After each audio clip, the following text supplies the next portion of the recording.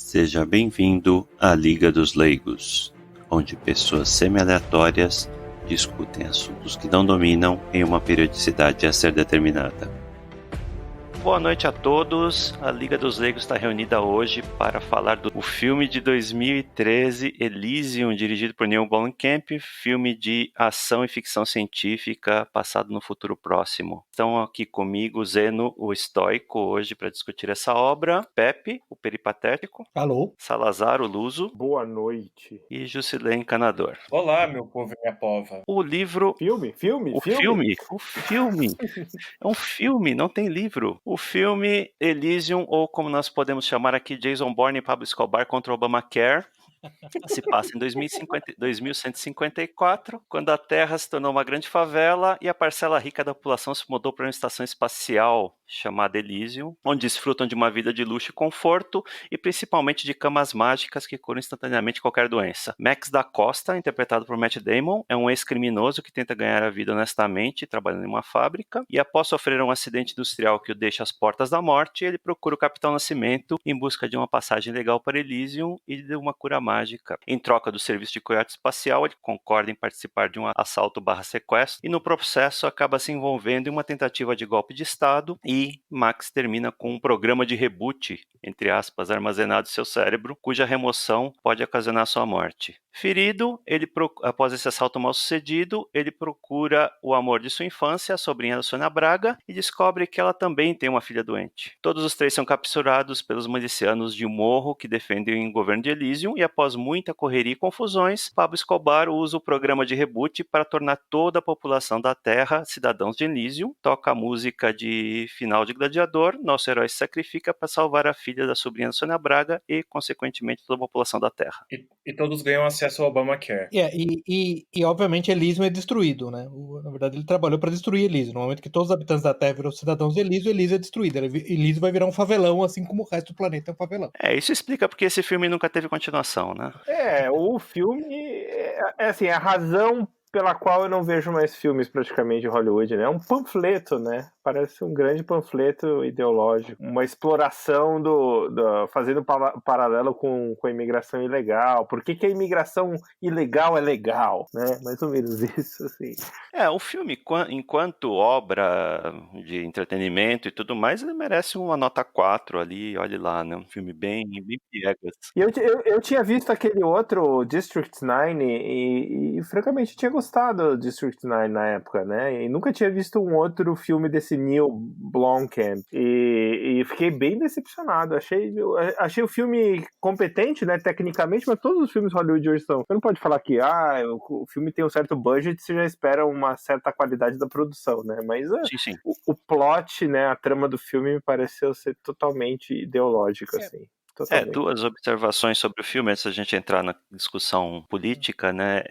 O Neil Blomkamp claramente tem uma carreira ao contrário, né? Começou com um filme bom, que foi District 9, passou por esse, e foi para um terceiro filme dele que chama Chappie, que é horroroso, e o quarto filme dele vai ser inassistível, né? E ele teve por muito tempo ligado a um projeto de fazer um filme do videogame Halo. Então, esse filme Elysium tem alguns elementos lá que remetem ao Halo, né? O formato da estação espacial e tudo mais. Eu não sabia disso.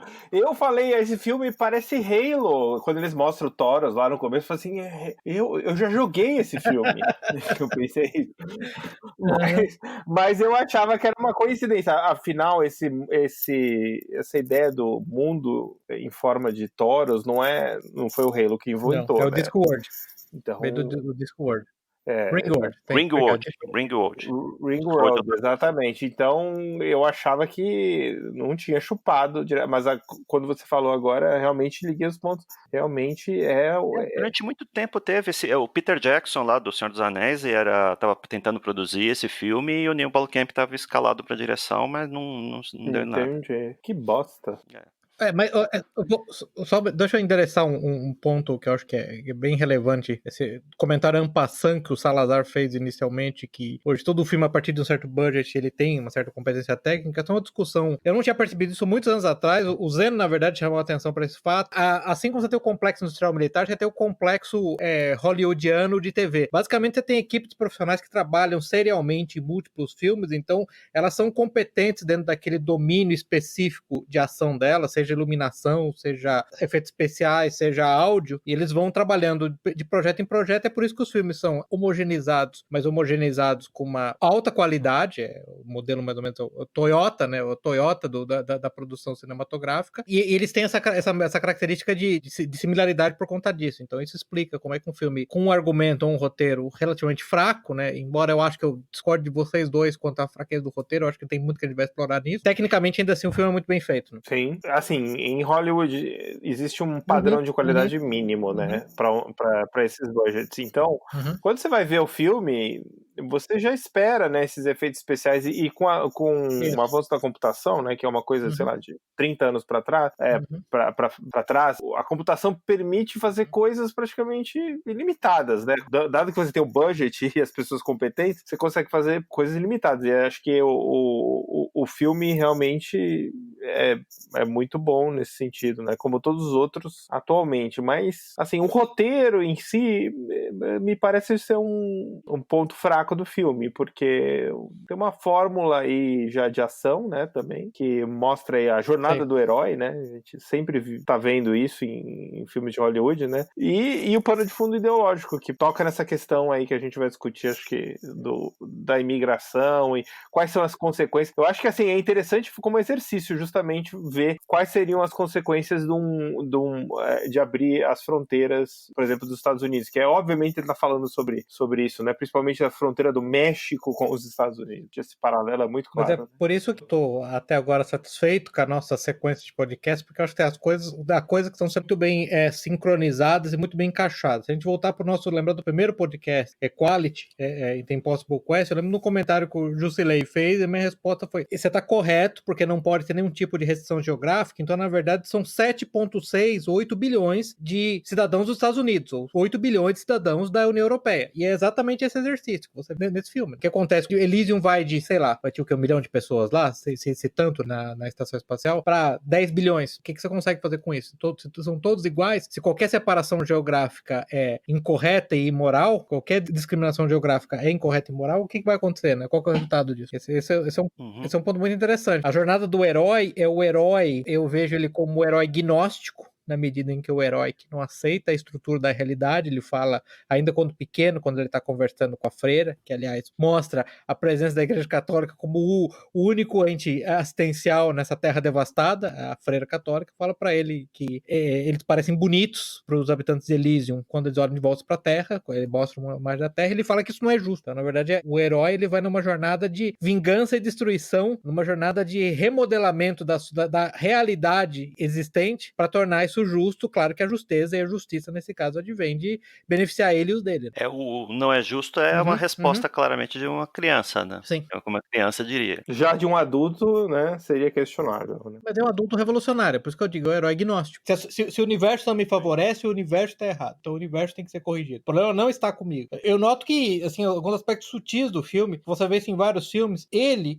acaba tendo problemas com o empregador dele, porque ele tá em parole incondicional e é mandado para uma audiência de parole. Por que ele é mandado para uma audiência de condicional? Porque ele interage com os policiais daquela maneira confrontacional, típica de criminosos e, digamos, de certa minoria nos Estados Unidos. Olha, se você sabe que os policiais robóticos vão reagir daquela maneira a brincadeiras, gracinhas, xistes e confrontações, por que você insiste em fazer aquilo? Então você vê que, em grande medida, o resultado inicial que levou à tragédia dele, que é sofrer um acidente industrial, porque ele estava sendo pressionado por conta de não ter ido trabalhar um certo dia, começou por conta dele mesmo, né? Uma decisão dele, né? Exatamente. Então, assim, ele causou a própria desgraça, né? Então, assim, em última análise, não tem nada ali que...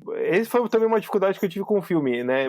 Porque ele quer criar uma certa empatia com o herói, né? E eu tive zero de empatia. Aliás, eu tive zero de empatia praticamente com todos os personagens. Talvez o Kruger fosse o único que eu gostei, assim. É basicamente um psicopata, né? Porque... Enquanto psicopata, ele é um personagem interessante, mas os outros personagens todos, Jodie Foster, a Alice Braga, realmente são personagens bem caricatos, né? Bem unidimensionais. Assim, o filme acho que falha em criar isso, né? Por mais que eu não concorde com a ideologia, às vezes tem um filme ou outro que você consegue, né, ver características humanas ali, né? Assim, eu tive dificuldade, porque realmente ele me parece ser o famoso jovem com padrões autodestrutivos, né? E com impulsos autodestrutivos, assim. dificuldade de ter algum tipo de empatia com ele. O que me incomodou mais no personagem, no herói, foi que, bom, na maior parte dos filmes de Hollywood que você tinha até a década passada, você tinha o herói lutando por um lado, por uma causa, por um país, por um grupo. Então, por exemplo, John Rambo ia pro Vietnã e destruía sozinho o Vietnã pelos Estados Unidos. William Wallace brigava pela Escócia. E, de repente, você tem aí o Max da Costa, não é o nome dele? Brigando pela humanidade. E é um negócio muito forçação de barra pra mim. Eu não acho que lutar pela humanidade seja um ideal errado, assim. Você pegar o Senhor dos Anéis, por exemplo, os hobbits lá, a Irmandade do Anel, eles estão fazendo aquilo pela humanidade, né? Por toda a Terra-média. Não só pelos respectivos países. E lá você consegue entender aquilo como uma jornada com a qual você consegue se identificar, né?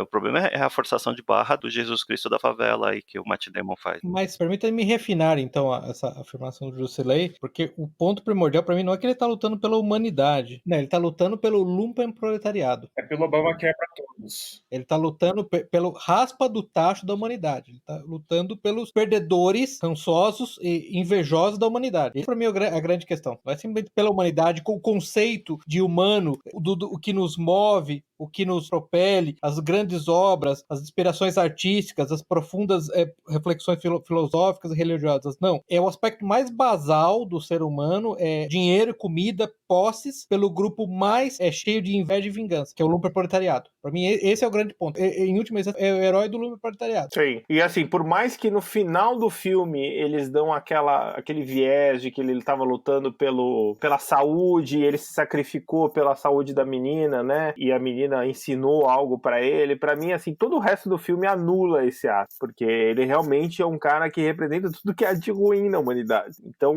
o sacrifício dele acaba sendo amortecido pelo resto. O sacrifício dele é revolucionário e, como todo o impulso revolucionário, ele tem aquela característica de bode expiatório, de scapegoat, né? Nesse caso, o scapegoat são todos os cidadãos de Elysium que vão, na verdade, numa instância, morrer ou ter a seu habitat destruído, porque eles cometeram o pecado de se diferenciar dessa população que ficou na Terra, né? Então esse é o grande ponto. É uma jornada de vingança, no fundo, de vingança e destruição, né? Esse é o grande ponto. Sim, lembra até a história lá do René Girard, né? Isso, exatamente. De encontrar os bodes expiatórios de todos os problemas da Terra, que é o pessoal de Elysium, né? Então, eu acho que quem não leu esse livro é brilhante, eu diria, né? O que o René Girard. E aí, voltando no ponto do Zeno e do seu ponto também, Salazar, um dos problemas é essa caricatura da distância e frieza dos habitantes de Elysium para com os habitantes da Terra, especialmente do bilionário industrial, o CEO ou CTO da companhia lá, da Armadyne. Também, são seres humanos que não dá pra ter empatia nenhuma, né? Mas são cartunescos, né? Não, eu quero explorar esse ponto aqui. Tem 5 pontos aqui que eu coloquei pra gente discutir, que o livro, que o filme poderia ter abordado, mas não aborda direito, né? Que é o colapso da civilização, a imigração, plano de saúde, a fuga das elites. Ponto que a gente pode falar agora é o porquê que os ricos são sempre vilões nos filmes. E de uns tempos pra cá, sempre que tem um vilão, o vilão é o cara rico, nunca o cara pobre, são sempre nobres. Até em obras de fantasia, tipo Harry Potter, os bruxos malvados são os bruxos ricos. Acho que esse é o tipo de ponto que chama atenção, né? Como essas coisas mudaram. Não existe nobreza mais em ser rico, né? Então, acho que a gente estava falando isso no podcast passado, ou foi no anterior, já não lembro. Que, de fato, né, olhar hoje para as classes dominantes, né? Então, os empresários, os políticos, eles são elites corruptas, né? Então, é difícil simpatizar, de fato, com muitas dessas elites. E, nesse caso, você vê uma elite distante, que não se preocupa com nada, basicamente, a não ser prazer, né? Então, tem essa questão hedonista de Elysium, né? Tem uma cena, acho que inicial, que a mulher, acho que muda de cabelo, né? Na máquina, ela muda de corpo, alguma coisa assim. A máquina de regeneração, né? Eu acho que ela se torna mais jovem. Isso, então assim, mostra ali uma sociedade bem hedonista ali, né? Eles não calcam até muito nisso, mas dá a impressão que Elysium é uma cidade ali onde as pessoas estão ali para exercitar os seus prazeres. Então eles não têm nada de espiritual. Eu vejo que não dá para você empatizar com uma elite desse tipo, né? Por isso que eu falei, eu tive dificuldade de gostar de alguém nesse filme. Eu não gostei de ninguém, né? Isso é raro, né?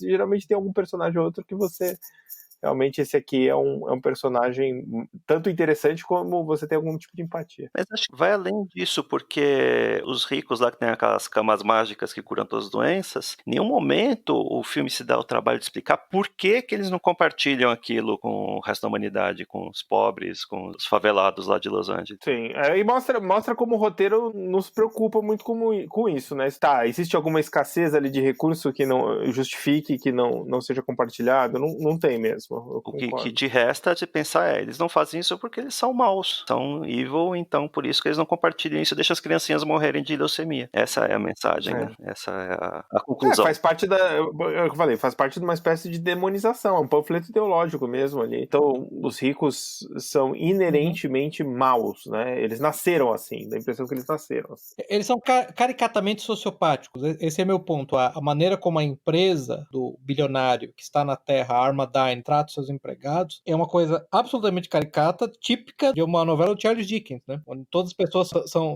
basicamente robôs biológicos absolutamente descartáveis, podem ser removidos a qualquer momento. Ou de um panfleto de partido extrema-esquerda, né? Que é assim que eles veem também. E esse aspecto do panfleto de partido extrema-esquerda, exatamente. Quando, na verdade, os problemas que nós temos hoje com o grande capital é exatamente o oposto. É a dedicação quase monomaníaca do grande capital em sinalizar virtude defendendo o lumpenproletariado, nesse caso, até o lumpenproletariado intelectual e sexual, né, da nossa sociedade. Então, isso, na verdade, é exatamente o contrário do que acontece hoje. Esse é outro aspecto cartunesco e que torna todo mundo unidimensional. Se vocês me perguntarem quem que é o personagem menos unidimensional de toda a história, é a secretária da defesa, que é o personagem de Jodie Foster.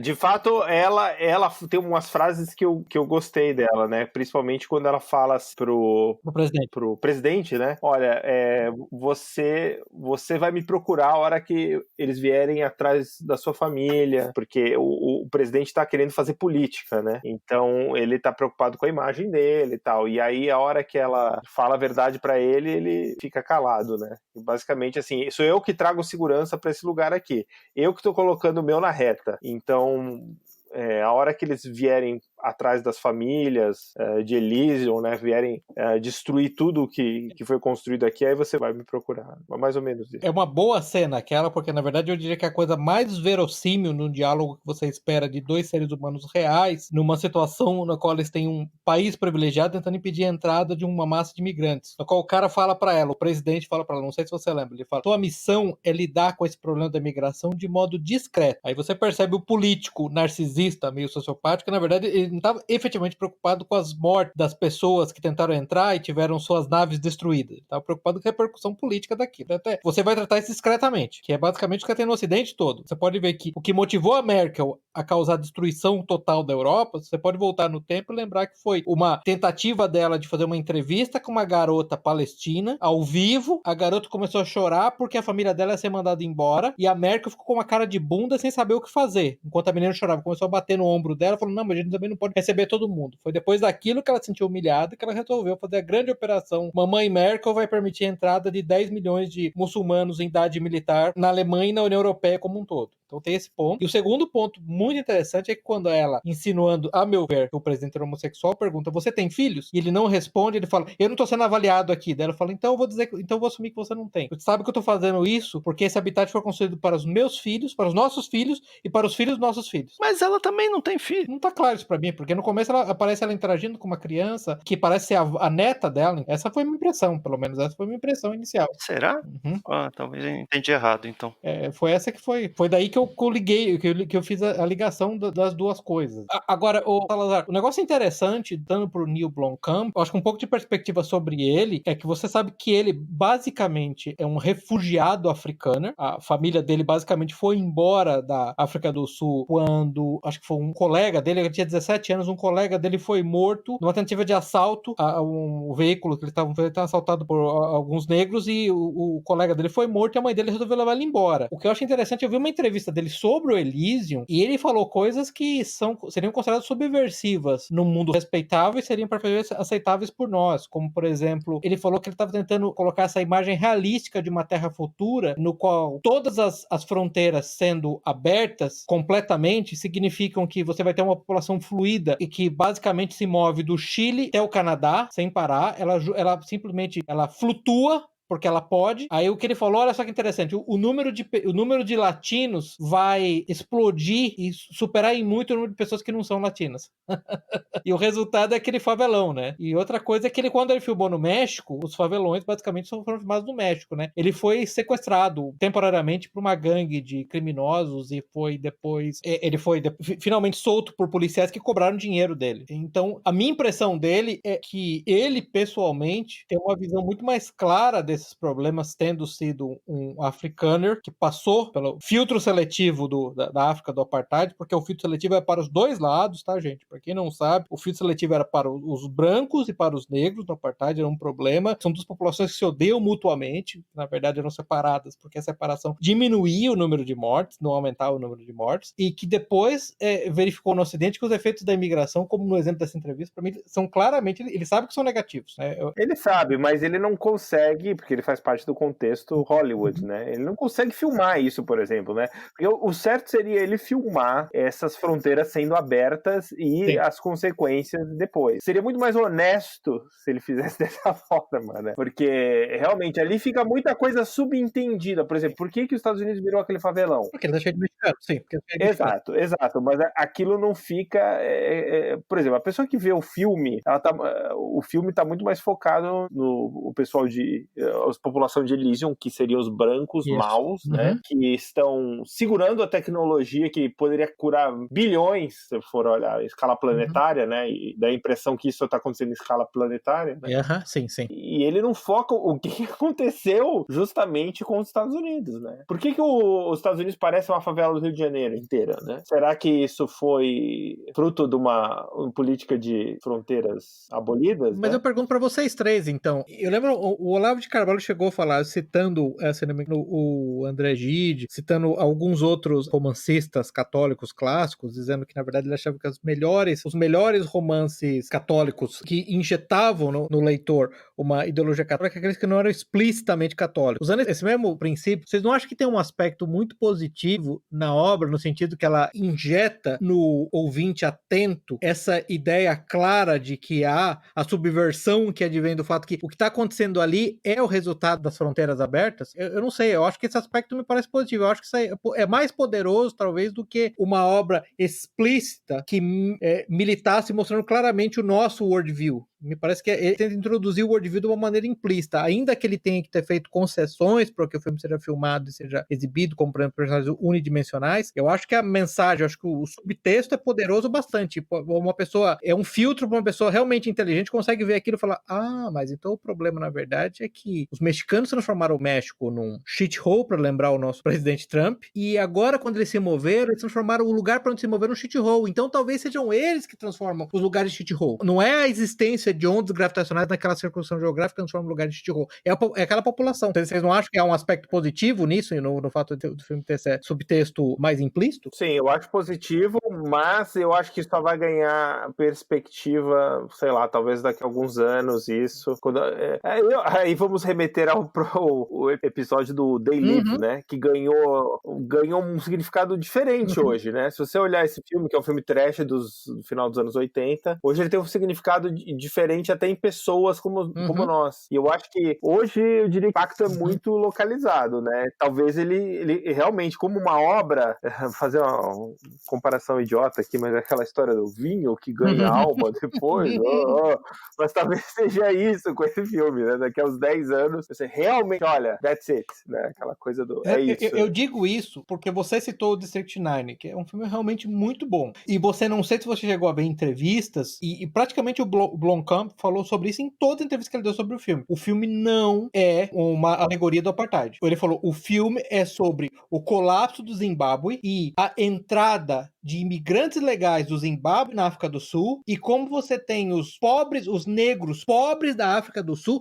em conflito com os imigrantes do Zimbábue. Então, a minha impressão é que ele está acostumado, em certa medida, a fazer esse tipo de reprojeção de segunda e terceira ordem nos filmes dele. Pode ser. Se for isso, realmente é algo que daqui a alguns anos vai ter um efeito muito maior, é o que eu falei. Eu acho que esse tipo de abordagem, que não é uma pregação, né, é mais eficiente sim, mas eu acho que nesse caso aqui o diretor fracassa, porque acaba passando a imagem contrária, né? Então, mas aí a ideia do subtexto, né, que ele tá falando. Então, assim, você tem é um filme que opera em vários níveis, né? O primeiro nível é esse nível realmente panfleto ideológico, imigração, ok, os brancos são maus, esse é o nível. O subtexto, olha o que realmente acontece, né? Se deixar as fronteiras abertas. Porque o filme começa com um texto falando que a Terra foi destruída por poluição e superpopulação. Ora, se foi destruída por superpopulação, e se você espalhar na Terra as camas mágicas que curam qualquer doença, a população não vai explodir mais ainda? Qual que vai ser o resultado malthusiano disso, né? Torna as pessoas imortais, né, Entendeu? praticamente. Por isso que eu acho que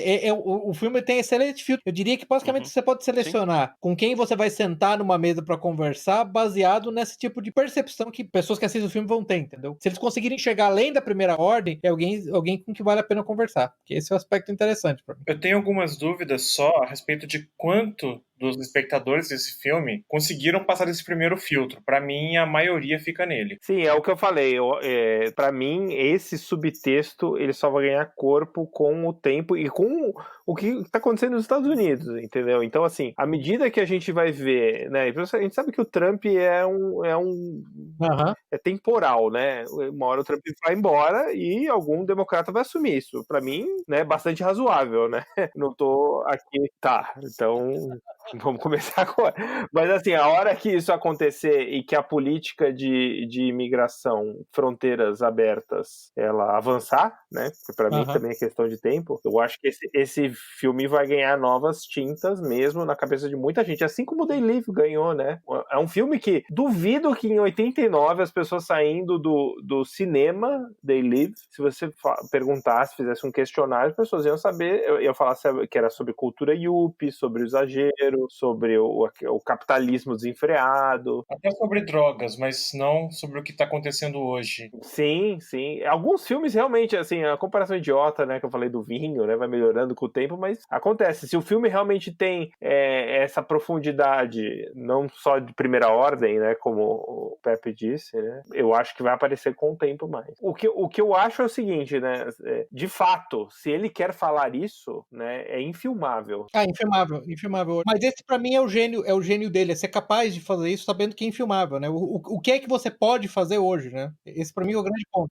Imagine que ele fosse um cineasta hoje, pago por Hollywood, que ia falar que imigração desenfreada é desastroso. Quem que ia conseguir fazer um big budget filme? Sim, você ser banido. O Mel Gibson foi banido por muito menos do que isso, né? Esse é o meu ponto.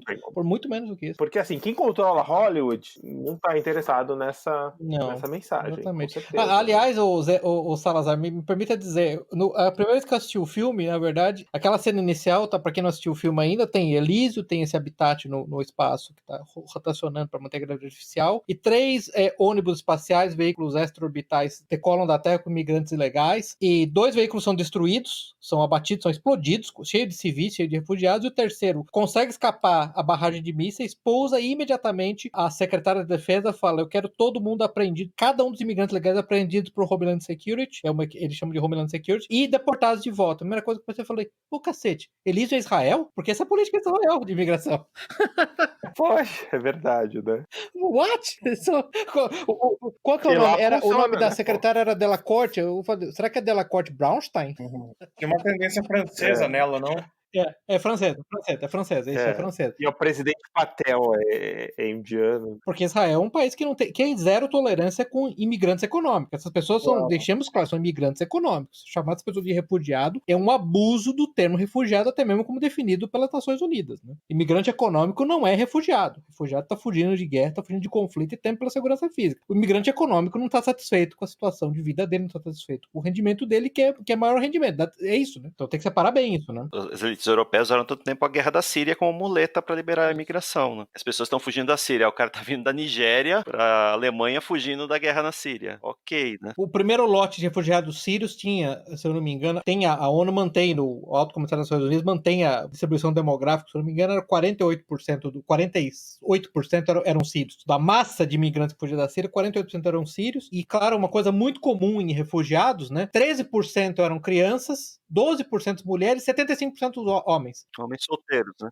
Todos solteiros, porque inaugurou-se uma nova modalidade de refugiado. O refugiado que vai embora e deixa a família, né? Que é muito nobre, inclusive, o refugiado, né? Entendeu? O meu país, a ISIS, o Talibã, o que seja, tá destruindo meu país. Então, mulher, criancinhas, boa sorte, eu vou embora, ok? Se vira aí que eu tô indo. Se vira aí que eu tô indo, entendeu? Isso não faz o menor sentido, né? Então, esse é um aspecto interessante, que é a tolerância zero com imigrantes econômicos, né? E eu diria que a justificativa que os habitantes de Elysium teriam é, no fundo, a mesma justificativa que Israel usa o tempo todo, né? Nós somos uma nação muito pequena, não temos recursos para atender todo mundo. Oi, véi, né? Então, pronto. Podia se chamar Zion, o filme.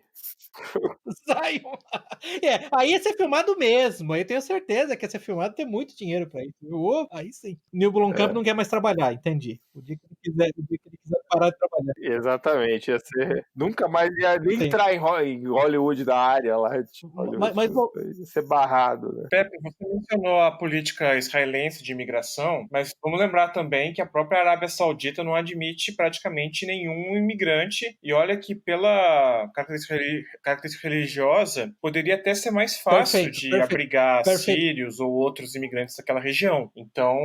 os próprios palestinos, né? Todo mundo tão ansioso das crianças palestinas, mas todos os países... A própria Jordânia, né, gente? Da área ali tratam os palestinos que fugiram de Israel para a Jordânia como não cidadãos, mesmo depois de 3 gerações. O cara é neto de refugiado, nasceu no país, mas ele não é considerado cidadão. Exato, né? Então, assim, não, agora, falando sobre os palestinos que estão ali do lado da Jordânia, né? Não faz sentido, né? Muita coisa não faz sentido. A Marine Le Pen, o Juscelino, você lembra que ela fez esse ponto, e ela usou um termo que eu praticamente gosto de usar, que é bacia civilizacional, para dizer exatamente isso. A Arábia Saudita, a Jordânia, o Catar, receber refugiados sírios, já que a questão são preocupação com refugiados sírios e iraquianos, vocês estão na mesma bacia civilizacional. Por que nós, europeus, temos que receber gente que não tem a nossa cultura, não fala a nossa língua, não tem os nossos costumes e estão fora da nossa bacia civilizacional? Perfeitamente, né? Perfeitamente. E ainda há dinheiro nesses países, né? Emirados banhados a petróleo. Eles estão gastando tudo com Audi folhado a platina, né? Sim, não tem como sustentar criancinhas palestinas. E estádio para a Copa do Mundo, né? E é interessante você ter mencionado Palestina, porque você volta ao exemplo do próprio Taleb, entre outros, né? Por que vocês não recebem e integram esses palestinos na sociedade? Porque o país que tentou fazer isso, que foi o Líbano, terminou com guerra civil. Os palestinos são um elemento de estabilização, mas ninguém quer falar isso. Na verdade, eles não querem dizer isso claramente, né? Os palestinos não parecem ser exatamente capazes de criar civilizações, ou pelo menos sociedades altamente funcionais, né? Todos os lugares onde você tentou, eles terminaram com, provavelmente, um favelão com tiroteios e duelo de artilharia diuturnos, né? Isso é interessante. De novo, voltando ao ponto central, populações diferentes parecem produzir sociedades diferentes e, portanto, a importação de um grande número de pessoas dessas populações vai mudar a sua sociedade. Uma coisa, e eu vou deixar o Salazar falar sobre isso, mas uma coisa que eu sempre falei com ele, e ele foi também uma das primeiras pessoas a observar isso, não é imigração legal e ilegal, é a quantidade que importa. Deixa de ser tonto. O direita brasileira, em particular, pode vir quantos imigrantes quiser, desde que seja legal. Não, certo? Não sei se vocês viram a notícia, mas tem 35 mil africanos a caminho da fronteira sul dos Estados Unidos, fazendo a rota lá pelo Panamá. Não, e essa bandeira, realmente, como o Pepe disse, essa bandeira da direita de, não, eu sou a favor da imigração legal. Isso é uma das grandes idiotices que não fazem sentido, né? Como ele bem falou. É a quantidade que importa. Se você inundar os Estados Unidos de mexicanos, de brasileiros, legalmente, o resultado vai ser tão desastroso quanto ilegalmente. Tão simples quanto isso. Eu vou mais longe, né? Para deixar claro para a pessoa, se você trouxer, se o problema é falar de cor da pele, o que não é a questão, não é a questão que estamos tratando, não é simplesmente tão superficial quanto a cor da pele. Se você trouxer 40 milhões de russos para os Estados Unidos, você vai mudar o caráter dos Estados Unidos. Se você trouxer para Israel 10 milhões de gregos, você vai mudar o caráter de Israel. Você pode não necessariamente mudar para pior. Você quer que seja, você está pegando uma civilização, sei lá, suíço, você está trazendo 20 milhões de suíços, mas você vai mudar o caráter da civilização original que ali estava, que aqueles habitantes fundaram. Esse é o grande ponto. E mais, só para completar o raciocínio do Salazar, se você trouxer 5 milhões de indianos com QI altíssimo, você vai mudar a sociedade de uma maneira ainda mais destrutiva, a meu ver, porque como nós comentamos no Day Live, você vai basicamente importar uma nova elite cognitiva, que vai se tornar uma elite financeira financeira e política com zero associação com os nativos presentes. Exato. Então é muito mais do que pobres, ricos, enfim. É número. Imigração em massa é nada mais do que uma forma de invasão e de conquista. Acabou. Não tem outra situação. Então essa discussão do ilegal, legal, uma discussão idiota, é idiota e não faz sentido nenhum. Eu sou a favor da imigração legal. Não, dos melhores, trogam os melhores. Não. Trogam os melhores. Não. Eu me lembro de um texto uma vez da Laura Woods, que ela tem aquele blog, The Thinking Housewife, que eu gosto muito de seguir, porque ela é realmente uma housewife, mas era uma housewife sulista e ela tem, vamos dizer, uma série de observações de common sense. Uma observação muito interessante que ela fez, exatamente dizendo que na escola onde os netos dela estudavam, historicamente a escola tinha um monte de programas de teatro, de observação de pássaros, e vários desses programas estavam sendo destruídos, estavam acabando, porque a escola estava sendo basicamente invadida por crianças chinesas e indianas, com notas altas, tá? Bem comportadas, sem problemas disciplinares, mas que tinha um foco enorme em basicamente estudar matemática. E aí alguém falou para ela, não, mas você tem que competir, seus netos têm que competir com todo mundo. Aí ela falou, não, por que você tem que competir com todo mundo? Essa não é a natureza do povo anglo-saxão que aqui se estabeleceu. A gente gostava da nossa tradição, a gente gostava da nossa ecleticidade, que levava em conta resultados acadêmicos, também artísticos, musicais, como é que fala? Voluntários, e tudo isso acabou com esse influxo de chineses e indianos, porque, por exemplo, eles não têm uma cultura de trabalho voluntário. Então você veja, mesmo que você não esteja falando de uma minoria disfuncional, que não é o caso da Europa, que hoje recebe uma minoria que está tornando a maioria altamente disfuncional, mesmo quando é esse o caso, você já muda o caráter nacional de um jeito que é deletério para gerações que vieram no passado, que não estavam acostumadas com aquilo. Sem dúvida, e que vão ter zero de ligação com as tradições locais também, né? Então, assim, aquele povo que é formado por uma língua, pelas suas tradições, pela cultura, né? Tudo acaba. Não interessa quem tá vindo. Eu acho que o filme também, ele explora levemente, né? Poderia carregar mais, né? Porque essa também é uma coisa que eu acho, essa visão de que o mundo é uma zona econômica, né? Então você pega lá, os próprios habitantes de Elysium, né? É uma coisa multicultural, você tem lá a francesa. Isso não é real também, não é real, entendeu? É um povo que não tem conexão nenhuma, é um lump de pessoas do mundo inteiro que estão lá para trabalhar, lá para, sei lá, isso não funciona. Acho que é pior que isso, porque o filme, assim como muitos filmes de ficção, fantasia de Hollywood, eles não conseguem explicar como a economia funciona, né? As pessoas são ricas, tá? São ricas por quê? O que eles produzem? O que eles comercializam? Não, eles são só ricos, estão lá e não querem dividir com a gente, que estamos aqui no favelão. Eles pegam o microcosmo de um bairro de Nova York, sei lá, que tem indianos ricos, judeus e árabes e eles acham que o mundo mais uma vez, voltamos àquela história da escala, né? Eles acham que isso pode funcionar em escala, né? E que você cria uma nação com isso. Não vai, entendeu? Eles estão ferindo o princípio de o que forma as nações, né? Então, Elysium, o que é? É uma zona econômica? O que é Elysium? Uma zona econômica não é uma nação. Uma zona econômica não é uma nação. É uma utopia, né? Basicamente é uma utopia. Eu acreditaria que a sociedade mais próxima daquela que é a de Elysium é mais ou menos as pessoas que vão na noite de gala do Metropolitan em Nova York. São igualmente ricas, você não sabe, às vezes, o motivo da riqueza deles, e simplesmente estão ali convivendo por uma noite. Só que, no caso aí, é uma sociedade num espaço e por um tempo muito maior. Isso, aí que falha, né? Porque quando você está falando, digamos, da nata da sociedade que convive ali entre si e tal, mas quais são os laços que formariam aquela estação espacial Elysium, sei lá, durante 100, 200, 300 anos? É uma nação que é baseada numa identidade artificial, ela não é uma nação, né? Voltando a falar, e eu já choquei algumas pessoas comentando sobre isso, qual é o meu problema, qual que é a minha restrição ao nacionalismo branco? A minha restrição ao nacionalismo branco não é que ele é racista, é que ele não é racista o bastante. Branco não é identidade. Branco é uma identidade artificial. Quando você fala que você vai criar uma nação de branco, você vai criar uma nação do quê? Onde você vai misturar gregos, poloneses, húngaros e portugueses? Isso não é uma nação. Tem a nação baseada em entes reais, que são, na verdade, etnia. Eu me lembro de uma frase muito boa do John Jay, que foi o primeiro presidente da Suprema Corte dos Estados Unidos, o Chief Justice, né?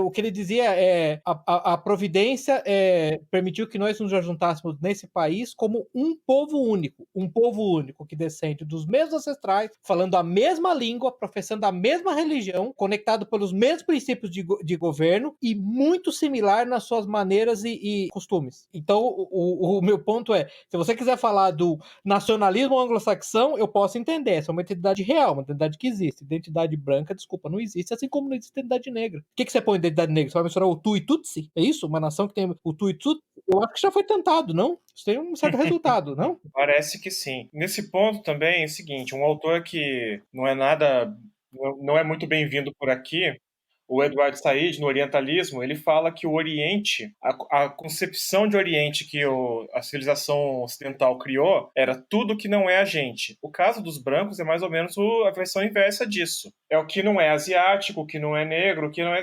Todos esses grupos, você pode colocar aí, anglo-saxões, alemães, franceses, ibéricos, são os brancos, mas qual é o ponto comum aí? O tom da pele? Não dá certo. Isso é muito superficial, né? E você lembra que o próprio Alexander Hamilton, não obstante aquela peça da Broadway ridícula que apresentou Alexander Hamilton como uma pessoa de cor imigrante, o Alexander Hamilton, inclusive preocupado, ele era cético da capacidade dos nórdicos e teutônicos de se integrarem na sociedade anglo-saxã americana. No que eu diria, na verdade, ele tá certo, porque se você for olhar a população escandinava, que foi para Minnesota, acabou criando um estado, uma polity, né, um grupo político muito mais tendente à esquerda, por exemplo, do que o meio oeste americano, que o resto do meio oeste americano. E votavam em padrões de votação completamente diferentes dos cidadãos anglo-saxões, né? E trouxeram práticas de baixa confiança interpessoal e de corrupção que também não eram comuns dos anglo-saxões. E tá falando de grupos proximíssimos. Eu entendo que eu concedo para um eventual nacionalista branco, nacionalista negro, que há proximidades etnoculturais maiores entre um nórdico e um anglo-saxão do que entre um bantu, um Zulu e um anglo-saxão. Mas dentro das ciências não são os mesmos povos, eles criaram civilizações e sociedades independentes. Mas o que importa é a etnia, esse aspecto étnico é real. Essa é uma identidade real. As outras identidades, a identidade econômica não é real, ela é artificial, portanto esse aspecto de elite é artificial. E só para responder rapidinho uma ponderação que eu achei muito boa do Zeno na verdade a riqueza advém de extrativismo, de exploração do trabalho dos habitantes que foram deixados na Terra. Nessa sociedade é artificial, porque é irreal, e também a criação de nação, a irmandade baseada em cor da pele é totalmente artificial. Exato. Zeno, qual era o próximo ponto que você tinha deixado registrado aí para debate? Eu tinha falado aqui da questão de migração, o plano de saúde, colapso civilizacional, a fuga das elites e por que os ricos são vilões sempre. A gente pode falar um pouco da questão central do filme, né, que é essa história do plano de saúde. Na verdade, o plano de saúde idealizado da esquerda, que é universal, gratuito e de qualidade, né? Igual um certo país sul-americano que nós conhecemos. Sim.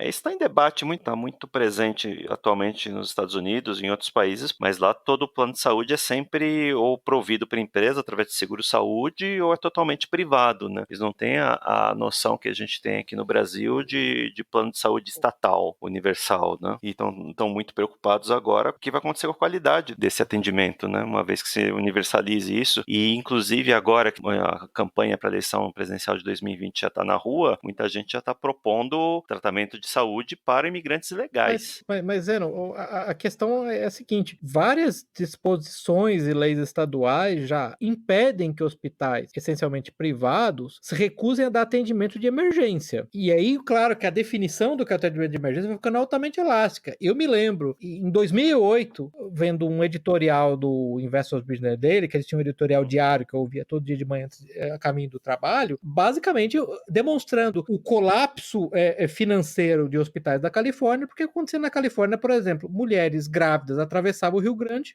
para ter filhos nos Estados Unidos. A lei americana dá cidadania baseada no local de nascimento e, na verdade, o custo total de saúde, do atendimento médico, ele acabava sendo consumido pelo contribuinte americano ou por doações, por doadores americanos. Então, na verdade, a própria Califórnia já está numa situação de colapso por conta da necessidade dela de prever a assistência médica para imigrantes legais, que de facto acontece hoje, e educação para imigrantes legais, que de facto acontece. Então, a Califórnia não é exatamente o benchmark de sucesso atualmente, né? Não, mas não é o benchmark de sucesso, mas é o resultado, a imagem das coisas que virão, né? Com as propostas democráticas, né? Tem uma entrevista, eu acho que no dia 20 de junho, que o Victor Davis Hanson fez com o Tucker Carlson, né? O Victor Davis Hanson, o grande historiador militar do Victor Davis Hanson, que eu acho que é a quarta ou quinta geração de californianos, né? De californianos fazendeiros. O ponto dele a Califórnia hoje é um país terceiro mundo. Basicamente isso. Eu já vi isso, mais de uma pessoa falando isso. E no filme também, que é ambientado na Califórnia, aquele início, é basicamente para onde o estado está se direcionando, né? Los Angeles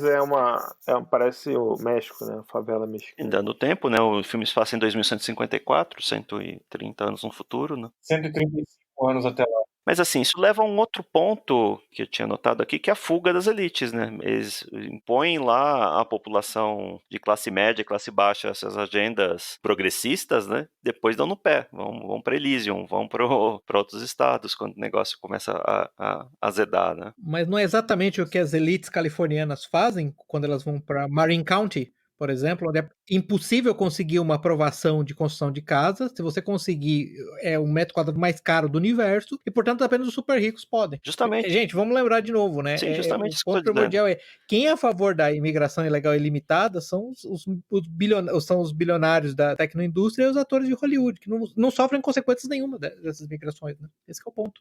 Lembrando do Taleb com Skin in the Game, né? Se você tem tanta pena, movido por tanta piedade por imigrantes, a pergunta é quantos deles estão na sua casa? Porque o Taleb tem refugiados sírios nas propriedades dele no Líbano. Ele está housing refugiados sírios. E ele é contra a derrubada do Assad, ele é contra a intervenção estrangeira na Síria. Os que são a favor, eles estão sofrendo as consequências? Não estão, né? O ponto primordial é esse, né? Você não sofre. Uma das coisas que o Victor Davis Hanson fala nessa entrevista, que eu realmente recomendo, uma das características de um país terceiro mundo é que não tem mais classe média. São super ricos, ultra ricos, né? Infinitamente ricos e as massas, né? Sim, extravasa o modelo do Pareto e é 5% ou menos de ultra ricos e todos os outros struggling, né? Sofrendo para conseguir um nível pelo menos adequado de vida. Isso só tende a piorar, né? Com o nível de automação, enfim, né, que é previsto. Concentração de renda. Só tende a piorar. E isso vai ser muito explorado, obviamente, pela esquerda, né? Já tá sendo, né? Tem aquele livro lá do Piketty lá, que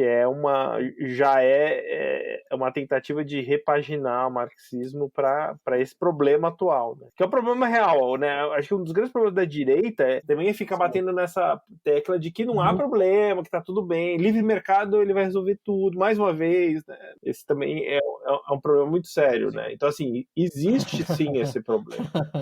Eu só queria registrar que o livro do Piketty é os 50 tons de cinza dos keynesianos. Eu não li, obviamente, mas eu li a sinopse e me parece ser realmente um marxismo paginado para essa nova era, né, onde ricos e pobres cada vez de fato estão... Ele basicamente é recomendação estatal para acabar com essa concentração de renda e outras coisas que, enfim, já foram tentadas em alguma medida e não surtiram aí efeito. Ele quer dar taxas para os ricos, né?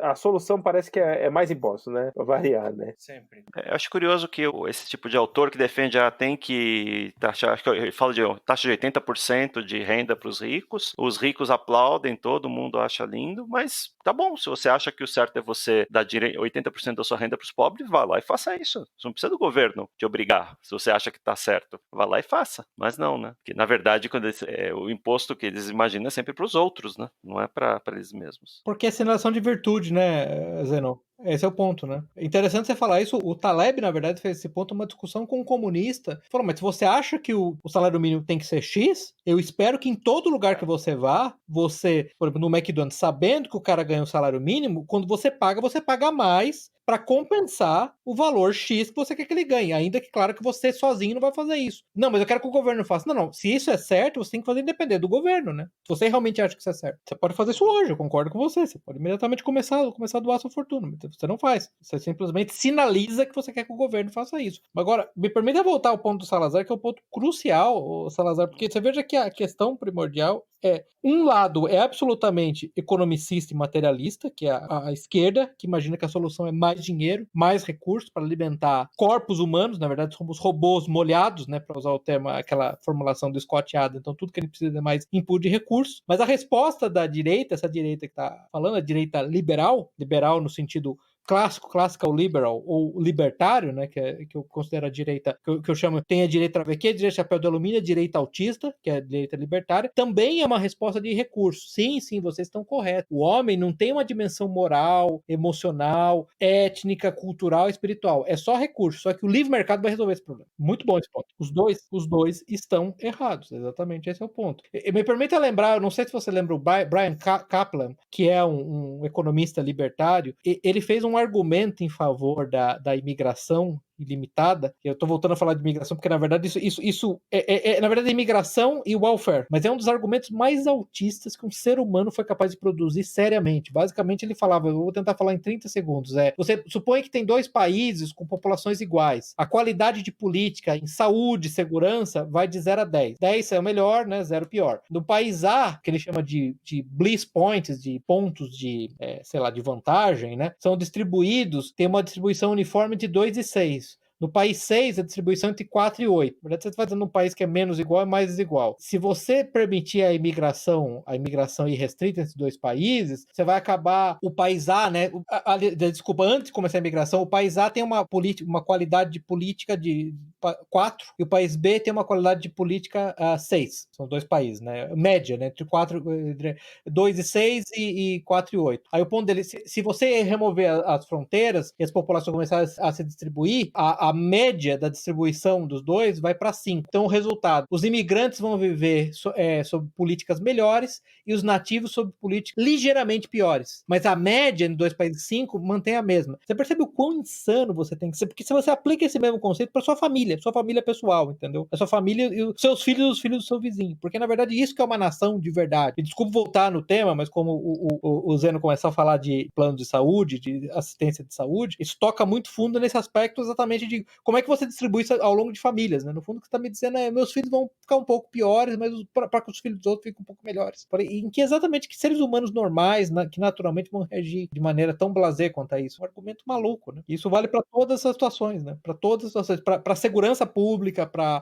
saúde, né? Para saneamento básico, né? Tudo bem, meu filho vai ter menos esgoto, mas o filho de alguém vai ter um pouquinho mais de esgoto. Minha filha vai ser um pouco mais estuprada, mas tudo bem. Exatamente. E se você olhar para trás também, para os seus ancestrais, né? Você fala assim, poxa, que legal, olha, eles sofreram para criar essa nação e agora é um free pass aqui, todo mundo entra, né? Exatamente, todo mundo entra. Muito legal para eles, estamos honrando o passado também, Você está prejudicando o futuro e desonrando o passado, né? Tudo bem que honra, esse conceito de honra é um conceito alienígena hoje em dia, para os materialistas, tanto de esquerda quanto de direita, é um conceito alienígena, eu concordo com você. Porque não é tangível, o que não é tangível, não é palpável, não existe, né, na verdade. Não é real. Esse é o grande ponto, não é real, né? A realidade última é a realidade da moeda, né, dos recursos. Então, nesse aspecto, os Prague Boys e Articula Girls do Brasil, os que dizem constantemente, eu votei no Guedes e não no Bolsonaro, eles são tão marxistas quanto o Haddad e o Guilherme Boulos. Eles simplesmente têm um outro deus ex machina para resolver o problema da distribuição de recursos, que é o livre mercado, o que quer que seja isso, né? Você veja que o problema continua, né?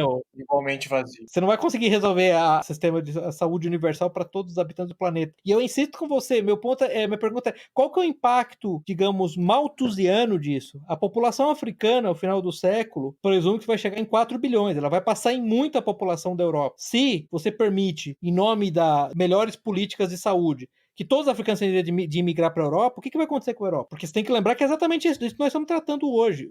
Nós, hoje, ao falarmos que é necessária a manutenção de fronteiras nacionais, nós estamos absolutamente à esquerda, estamos quebrando a janela de Overton, porque a janela de Overton do Partido Democrata para os Estados Unidos hoje é absoluta abertura de fronteiras, inexistência de fronteiras. Né? Qual vai ser o resultado final disso? Spoiler alert, a Europa vai ficar igual a África hoje. Exatamente. Não tem milagre. Mas você concorda que o problema é que as pessoas não acreditam quando você fala para elas, olha, a África é como ela é porque ela está cheia de africanos. Os africanos se transformaram a África no shithole. E esse comentário é tido e havido como algo de alguém que está preparando construindo o novo Auschwitz, né? Entendeu? Essa observação que é palpável do mundo real, entendeu? Você realmente acha, quer dizer, eu não tô confrontando você, você já teve essa conversa, nós já tivemos essa conversa com pessoas do nosso círculo fora. Você realmente acha que se você trouxer 5 milhões de somalis de Mogadiscio para Zurique vai continuar a ser Zurique? Um dos problemas de São Francisco hoje é defecação em público, né? De onde isso veio, né? Que é um dos metros quadrados mais caros do mundo também, né? Sim, sim.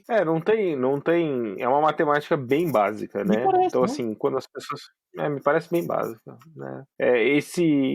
Eu acho que até os europeus que apoiavam, sei lá, 20 anos atrás, fluxos migratórios, muitos já mudaram de opinião. Então, esse comentário que o Pepe falou sobre o Auschwitz pode até ser que seja, de fato, o caminho, né? Infelizmente, uma hora as pessoas vão reagir de forma violenta. E não tem. Ou é uma capitulação completa, destruição completa, ou é uma reação violenta. Na minha opinião, esses movimentos que esboçam agora de reação nesses países que estão sofrendo essa imigração massiva é too little, too late. Já passou o tempo de reação. Essas pessoas vão ter filhos aí que vão ser cidadãos franceses, cidadãos alemães, cidadãos espanhóis, e isso vai mudar totalmente, radicalmente a natureza desse país. Alguns bastiões sobreviverão, que sejam regiões muito frias no norte da Alemanha, que seja a Suíça. Eu me pergunto se você não vai assistir uma nova reconquista, né? Porque, na verdade, se você for no ano 1000, eu tenho certeza que havia 4 pessoas discutindo no podcast do ano 1000 dizendo a mesma coisa, too little, too late, os muçulmanos vieram para ficar. E ainda assim a Reconquista, ao longo de 900 anos, conseguiu expulsá-los. Eu só imagino que é um cenário possível, e esse cenário possível eu concordo que nós estamos falando de horrores fazer só uma pergunta. inimagináveis no modelo que o Salazar no modelo que o Salazar está aludindo a. Qual que foi o motivador da Reconquista? Cristandade, cristianismo. My point exactly. Perfeito. Um argumento, uma evidência em favor do seu argumento é que o Egito já foi um país amplamente cristão, um dos países mais onde o cristianismo foi mais antigo e isso foi erradicado da face da terra. É perfeitamente possível que isso aconteça assim. Se não acontecer, eu considero que o Salazar está correto em dizer que isso se dará através de horrores inimagináveis. Basicamente, a guerra de reconquista, se ocorrer, ela será uma corrida para ver quem tem mais estômago para produzir o maior número de atrocidades. É uma possibilidade, ou como eu falei, uma capitulação completa. Os europeus serem barridos da face da terra. A civilização europeia tentou ser barrida da face da terra. Assim como a civilização cristã copta egípcia foi barrida da face da terra. E como tantos outros civilizações apareceram, né? Os acadianos, o Egito Antigo, dos hieróglifos, bizantinos, os romanos. Sim, bizantinos. Sim, o que muda a situação agora é que culturalmente você tem uma agenda cultural pronta para te fazer acreditar que a submissão é o melhor caminho, ou simplesmente não fazer nada, ou o único caminho. Mas então, Juscelê, é o melhor caminho, porque você vê uma diferenciação, porque eu vejo você falou do melhor caminho, mas eu vejo pessoas como aquele ministro da cultura da Suécia que dizia que pragmaticamente, se a gente tratar os muçulmanos com bondade e gentileza, enquanto eles são minoria, talvez eles resultados de comodidade quando nós formos minoria. E há pessoas, e aí esse para mim é o ponto interessante, esse impulso masoquismo moral destrutivo, que na verdade considera isso o resultado final desejável que a civilização ocidental acabe, porque na opinião deles é uma civilização criada e fundada nos pecados do racismo e do colonialismo, né? Você vê essa diferenciação? Você acha que tem algum terceiro ponto? Você acha que tem mais algum grupo? Tem o grupo que acha que imigração é boa para a economia? Tem mais algum grupo?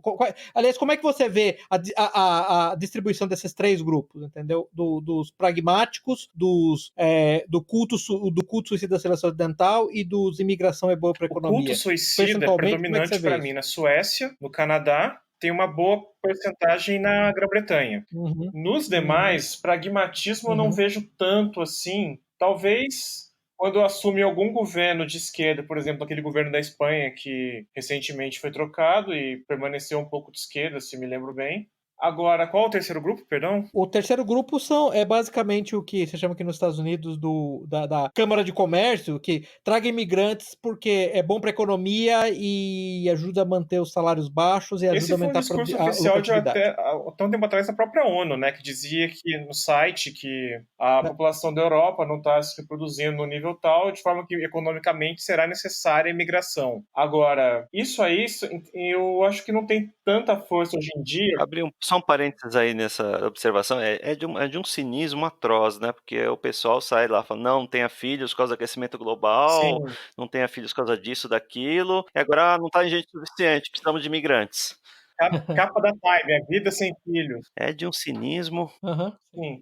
Maligno, é realmente essa maligno. parte do pragmatismo econômico, eu acho que com a medida que os acordos de livre comércio foram sendo assinados, e vários deles ali com regiões do sudeste da Ásia, ou do sul da Ásia, ou até futuramente talvez com países africanos, isso vai ser um argumento, pode até ser usado por alguns, mas não vai ser tão forte quanto esse do culto ao suicídio, quanto o pragmatismo também. Acho que economicamente as questões logísticas e o avanço assim, do comércio exterior vão reduzir um pouco o apelo desse argumento. Eu lembro que eu tomei uma nota, o Christopher Caldwell, quando escreveu Reflections on the Revolution in Europe, ele estava fazendo um ponto usando um relatório do Banco Mundial, dizendo que se você importar 14 milhões de trabalhadores, 14 milhões para os países ocidentais entre 2001 e 2025, o resultado ia ser um ganho no Produto Interno Bruto de 356 bilhões por ano. Aí você fala, uau, 356 bilhões por ano, né? Sim, só que você está falando disso no Produto Interno Bruto, que é agregado, é 40 trilhões de dólares já.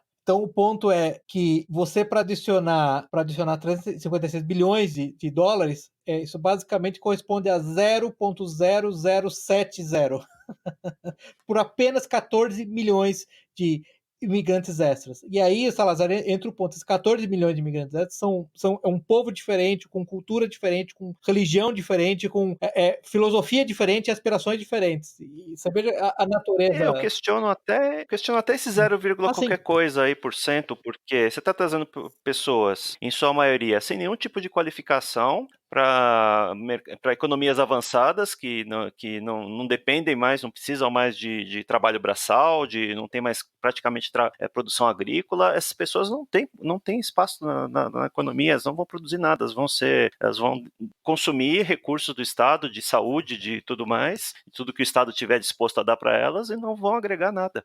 Sim, mas eu acho que estão falando simplesmente do consumo, né? Porque não adianta, são bocas para alimentar, né? Então, assim, vão ser pessoas que vão ser jogadas a um subemprego, né? E vão usar recursos do Estado, vão consumir mais de tudo. Então, vai ter algum impacto no PIB, vai ter algum impacto no PIB, mas Será? É deletério para a sociedade como um todo. Não, eu quero falar que o seu ponto que você fez dos 50 tons de cinza para os keynesianos, um dos pontos é exatamente esse do consumo, né? Os imigrantes turcos na Alemanha, por exemplo, eles estão em welfare, usando Bolsa Família, a uma taxa 3 vezes maior que os cidadãos alemães nativos, e 2/3 dos imãs na França também estão usando Bolsa Família. Então, na verdade, é o keynesiano. Aumenta o produto interno bruto por circulação de moeda impressa pelo próprio Estado. Né? É tipo que nem quantitative easing, essas coisas, né? Eles têm um efeito localizado ali, né? E depois o efeito deletério é sentido depois, né?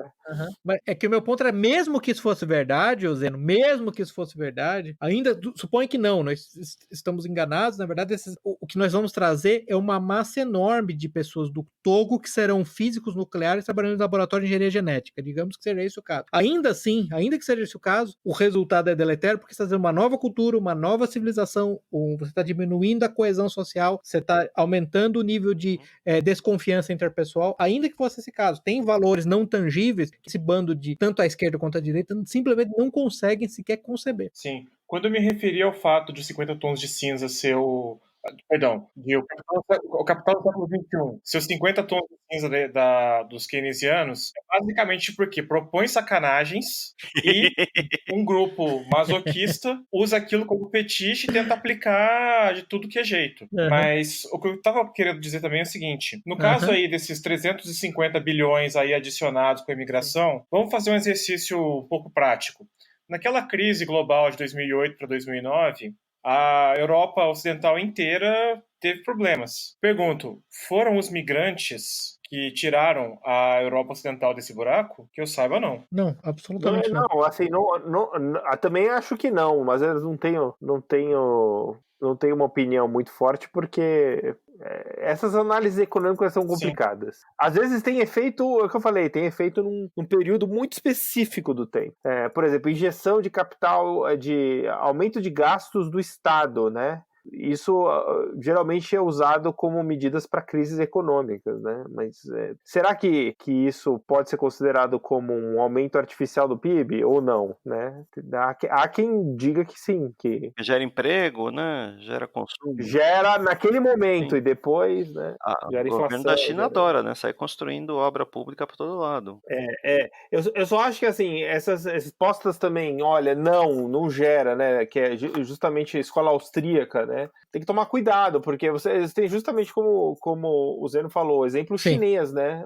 Poxa, eles geraram, assim, eles souberam gerar riqueza na China, né?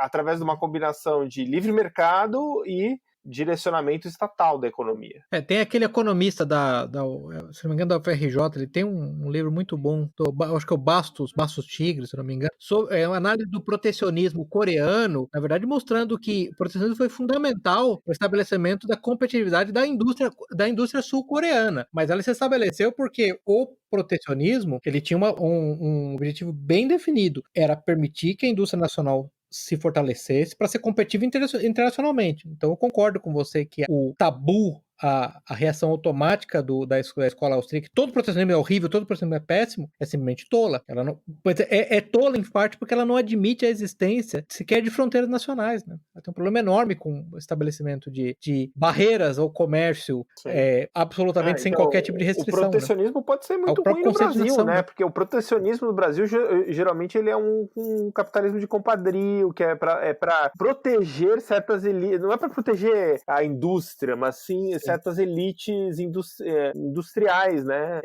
Então, assim, no Brasil, de fato, a gente pode até falar por experiência própria da reserva de mercado do Brasil. Não foi ruim? Foi ruim. Foi ruim porque o objetivo não era exportar, o objetivo era vender para o Estado. O objetivo era simplesmente manter uma linha de transmissão no qual o Estado imprimia dinheiro e comprava dessas empresas que imprimiam mais dinheiro. Vamos explicar aqui que foi isso que muita gente não viveu essa época. A reserva de mercado da informática no Brasil foi no começo dos anos 80, acabou com o governo Collor, e você era proibido de importar computadores e softwares de outros países, tudo tinha que ser produzido aqui. Isso deu origem a titãs da indústria da tecnologia como Unitron, Monidata, Cobra, Prológica, empresas que estão aí até hoje gerando... risadas. Ditando os rumos da tecnologia gerando mundial. Gerando risadas, né? E memes. A Cobra, por exemplo, é como a Samsung, exatamente, né? Eu uso um telefone da Cobra e vocês. Né? E o Cobra OS. O meu é Prológica. Não, mas o ponto do Bastos Tigre, o Salazar, ele mostrou que chegou um momento no qual a indústria sul-coreana ela tinha barreiras de importação para proteger, por exemplo, a indústria de memória RAM, mas não de HDs, porque eles tentaram exatamente estabelecer quais são as indústrias que poderiam competir internacionalmente, essas vão ser protegidas, essas vão receber ajuda do Estado, e essas outras não, essas vão ter que competir. O objetivo era exportação. Quem é que pode exportar? Quem é que pode encontrar clientes no exterior? O problema do Brasil eu preciso que a minha indústria seja protegida para que eu possa ir vender para a prefeitura do Rio de Janeiro, ou para o estado de Santa Catarina. É isso. Acabou. Então, assim, um modelo protecionista brasileiro, um fracasso absoluto. Não quer dizer que o protecionismo seja fracasso. Não quer dizer que o protecionismo seja... Exatamente. Então, não ache que esse podcast também é contra o livre mercado. Não, o livre mercado pode oferecer preços mais baratos e tornar as coisas mais acessíveis para a população. Mas ele não é o único modelo. Esse autismo, né? Voltando ao que o Pepe falou, o pessoal do livre mercado é autista, né? Não dá para você engajar numa conversa racional, porque é dogmático. Ele não é a cura para todos os males. Vocês me permitam falar por vocês, por um momento, se quiserem discordar. Esse podcast acredita que nações são reais e nações têm livres mercados. É isso. Não é um livre mercado que tem uma nação, ou um livre mercado global. Nações têm livre mercados. Portanto, o momento que o livre mercado passa a ameaçar a existência da nação, o livre mercado tem que ser restrito. Simples assim. O Salazar, só para ilustrar esse ponto, eu sei que a gente já está se estendendo, mas eu cheguei a ver uma discussão que eu recomendo do Theodore Bill, do Vox Day, com aquele economista que escreveu o Guia Politicamente Incorreto do Capitalismo, me fugiu o nome dele agora, mas basicamente sobre o livre mercado, em algum ponto eles estavam sobre free trade, sobre comércio internacional livre. Em algum ponto ele estava tentando fazer um ponto, o economista, que é um libertário, da privatização do controle de fronteiras. Você tem uma propriedade na fronteira do país, você controla a entrada e saída, não o Estado. Quer dizer, desculpa, isso não dá para levar a sério, né? Isso é coisa de maluco, né? Vai dar super Tem o meu certo. posto de controle de fronteira Imagina só. da Ameritec. Você vai ter uma multinacional de coiotes, né? Exatamente. Entendeu?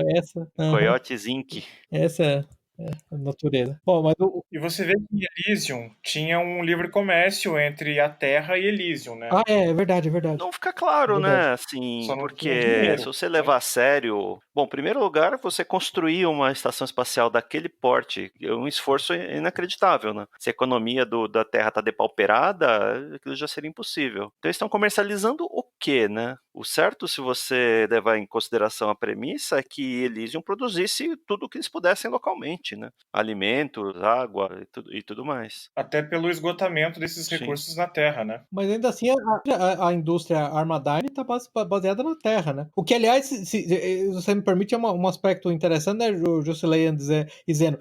Eu não sei por que eles fazem tanto uso de mão de obra humana, né, nesse caso. Não fica claro para mim. Sim, se hoje uma montadora de carros já usa robôs extensivamente, né? Porque no futuro que eles têm robôs sencientes, praticamente, eles precisam de humanos para fazer robôs. Mas aí, para mim, é a fraqueza do roteiro que você, Zena, apontou, da necessidade de transformar artificialmente os habitantes ricos de Elysium em elites predatórias e exploratórias. Tem uma narrativa marxista aí, né? Sim, não faz o menor sentido. Eles tinham que explorar a mão de obra do trabalho braçal, entendeu? Nas linhas de montagem. Para mim, faria muito mais sentido se eles tivessem se isolado lá, ó, somos super ricos, vamos aqui construir o nosso resort espacial e tchau terra, se vira aí. A gente vai produzir aqui nosso alimento, nossa energia, vamos buscar recursos que a gente precisa aqui em asteroides e que vocês que se danem. Não fica claro para mim por que a economia de Elysium não seria uma economia, para usar o termo libertário, não seria uma economia post-scarcity, pós-escassez, né? Não fica claro para mim. Se você tem máquinas que são capazes de ressintetizar células cerebrais, né, o sistema nervoso central e outros aspectos biológicos, por que você não pode sintetizar elementos mais simples, né? Não consegue fazer alimentos, peças, Ou a própria tudo água. mais. Exatamente. O mesmo metal raw metais matéria-prima, né? Não fica claro para mim. Sim, é uma espécie de edição de matéria mesmo, né? Não teria limites, né? Se você assumir que você pode reatomizar qualquer coisa em qualquer coisa, né? No nível atômico. Isso, para quem não assistiu o filme, tem uma cena no qual o mercenário, que é a segunda, talvez, personagem menos antipática do filme, depois da Secretária da Defesa, uma granada explode no rosto dele, ele perde a maior parte do rosto dele, os olhos, a boca, o nariz, e ele é colocado numa das máquinas e o rosto dele inteiro, o maxilar, a mandíbula, é tudo reconstruído. Instantaneamente, né? Instantaneamente. Uma máquina, uma civilização capaz de fazer isso, como é que não é capaz de sintetizar, sei lá, aço, né? Instantaneamente, quase instantaneamente. Como não é capaz de sintetizar aço, sei lá, o soja, né? Tá claro pra mim, né? Ou suco de soja. Suco de soja, isso. Exatamente. E outra coisa que me incomoda profundamente aí nessas inconsistências tecnológicas é por que essa Elysium não depende de meia dúzia de milicianos do morro lá para se defender, né? Não tem nenhum outro mecanismo de defesa contra os invasores. Os mercenários, né? Os sleeper agents, né? Também não explica muito, né? Sleeper, o cara aparece do nada, enfim, é uma coisa assim meio. Pô, mas isso é um ponto legal que você tocou, viu, Zeno? Porque você me lembrou de um negócio que eu lembrei enquanto assisti o filme e esqueci de tomar nota disso.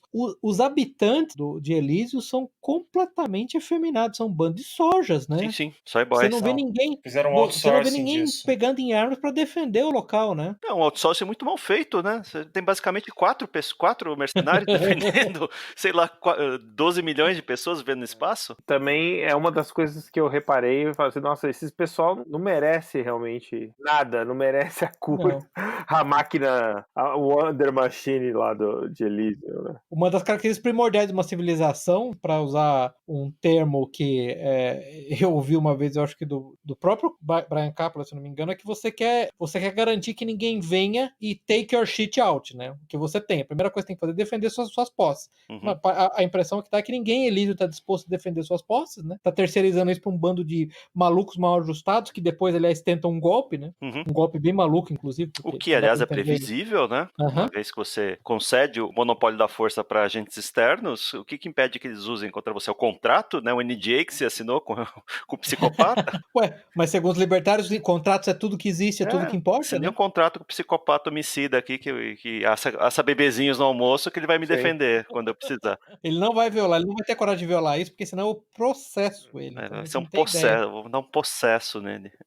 Não, e eles não absurdo parecem isso. merecedores de Elysium, né? Porque parece que o QI deles é meio baixo, assim, né? Porque o mercenário lá parece ter mais inteligência do que todos eles, né? Sim, sim. É outra coisa, né? O mercenário, ao invés de ser um brutão, idiota, não, o mercenário é claramente arguto, né? Sábio, esperto, muito engraçado. E a personagem de Foster vai lá confrontar ele quando ele tá recém-reconstruído lá, começa a ofender o cara que tá cheio, coberto de armas, né? Cadê o bom senso dessa pessoa, né? E é engraçado, né, ô Zeno, você já comentou isso, o ator que faz o mercenário é um sul-africano, o Shalto Copley, Shalto Copley. que ele tem uma característica para quem assiste o filme ou em inglês, ou no máximo com closed caption em inglês. É absolutamente impossível entender o que o cara fala.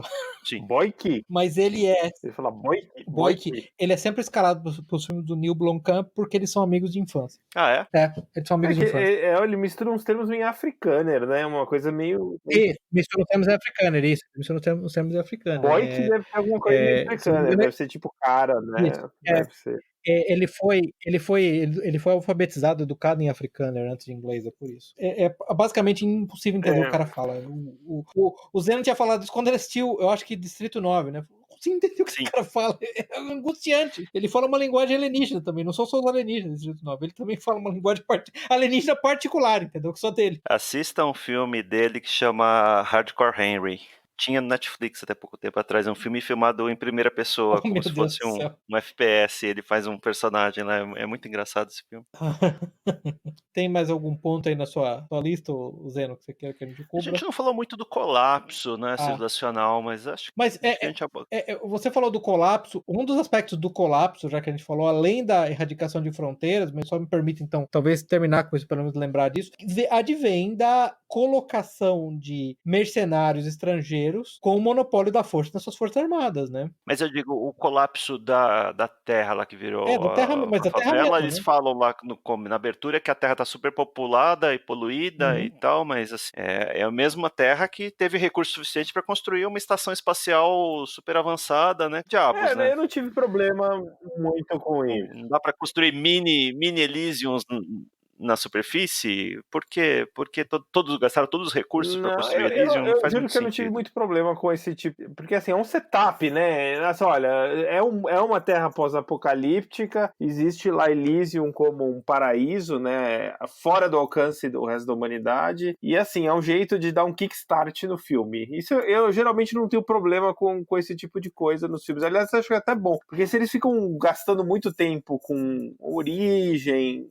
eu acho que às vezes se perdem. É que o resto do roteiro, pra mim, é que, né, principalmente a trajetória do herói, eu não consegui realmente ter nenhum tipo de empatia com esse herói. Ainda mais o Matt É um herói Damon. revolucionário, é o herói dos tempos modernos, né? O herói gnóstico, entendeu? Esse que é o ponto, é o herói da destruição, né? Não é o herói da redenção, né? No filme todo eu só consegui ter empatia com a Alice Braga e não foi por causa da personagem dela, né?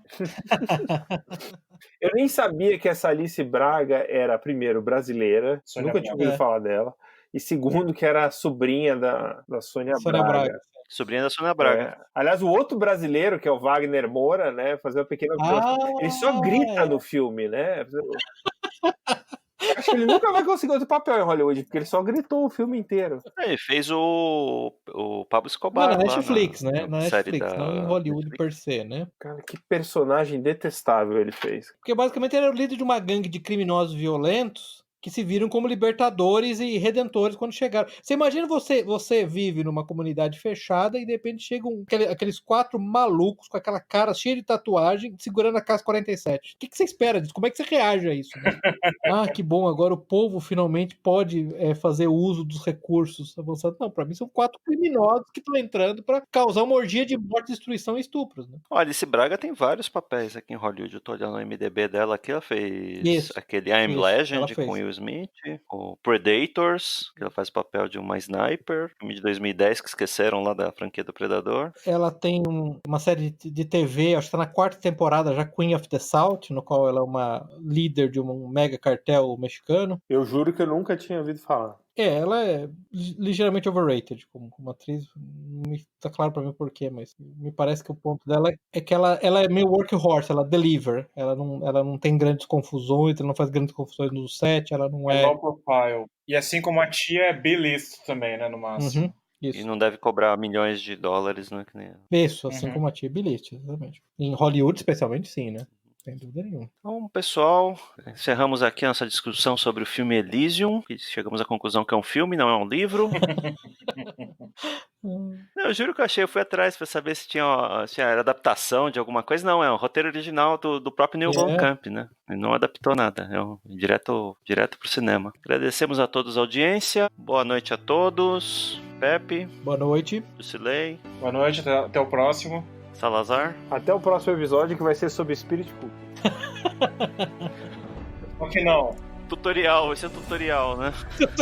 Step by step. Com narração. Mandaremos a lista de ingredientes. Exatamente. Por favor, não. Muito obrigado a todos e uma boa noite. Encerramos aqui nosso episódio de hoje. Links para os livros, filmes e artigos citados durante a discussão estão no site e nas notas do episódio. Assine o feed no site para ser informado automaticamente quando novos episódios estiverem disponíveis. Agradecemos a audiência. Roteiro, produção e edição pela Liga dos Leigos. Música de abertura e encerramento por Hook Sound. Fact-checking por basicamente ninguém.